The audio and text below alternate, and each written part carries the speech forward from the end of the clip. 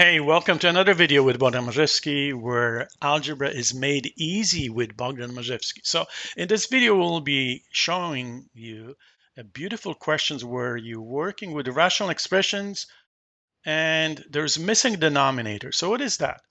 So think of a question that you have to solve, and there's two parts to the question. So let me just show you. So right here, you see a rational expression 6x plus 2 divided by 2x plus 1, and it is added to another term, and there's no denominator.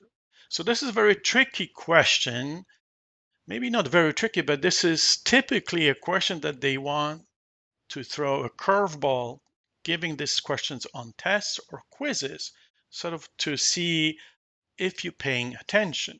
So remember, every time you see a number or a term, you always can express that number or a term as a fraction over 1. So there you go. The denominator, which was missing a moment ago, comes to life. So that's the secret. So you visualize that this is what you have: one rational expressions plus another rational expressions, and then you uncovering that missing denominator. So missing denominator is just a trick, but don't fall for it. So every time you see a question like that in the future, whether it's plus or add, it doesn't matter. You will do it.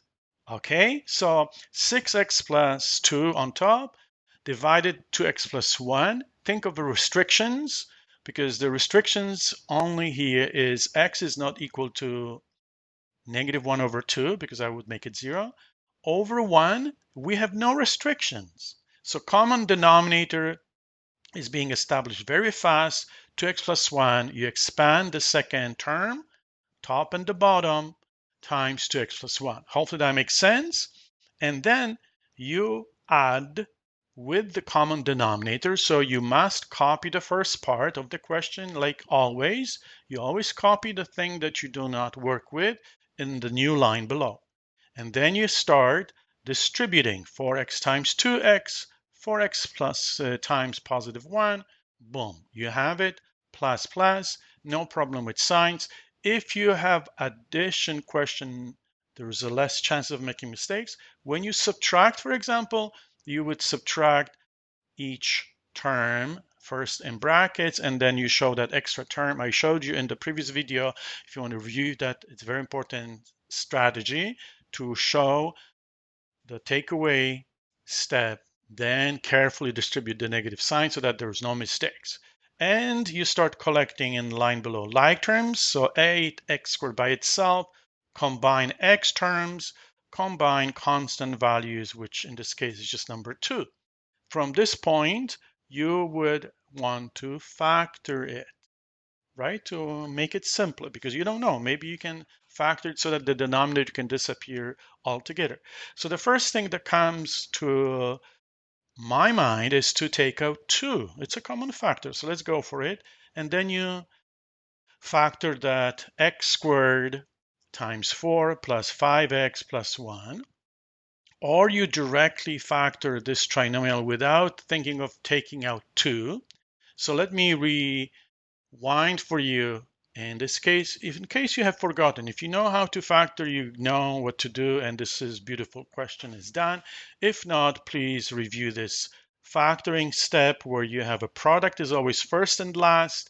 So this is 16, 8 times 2, and the sum is 10. So you're looking for two numbers. I multiply into 16 and add to 10.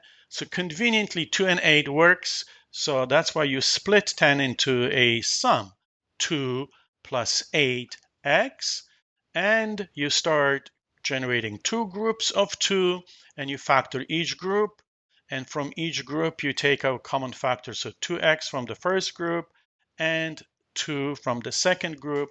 Now you have created new factor 4x plus 1, which is taken out in the next line, and 2x plus 2 comes into the second bracket. So that completes the factorization, and the 2 is taken outside. So this is why you see it right here.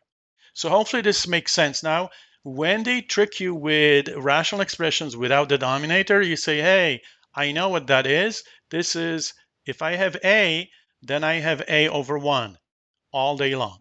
So practice questions. Do this question 1 and 2 for yourself, 1 with addition, 1 with subtraction. So that is always how we ensure that we instill skills. Right after the learning step, you come on and you go and do the questions by yourself, and then you post in comments below. Share with your friends. Hopefully you like this video, and this is the secret formula. When you have a question like that, you just generate the same denominator as you see it, because the second one hidden or missing is just 1. Thanks for watching. We'll see you next time. Bye for now.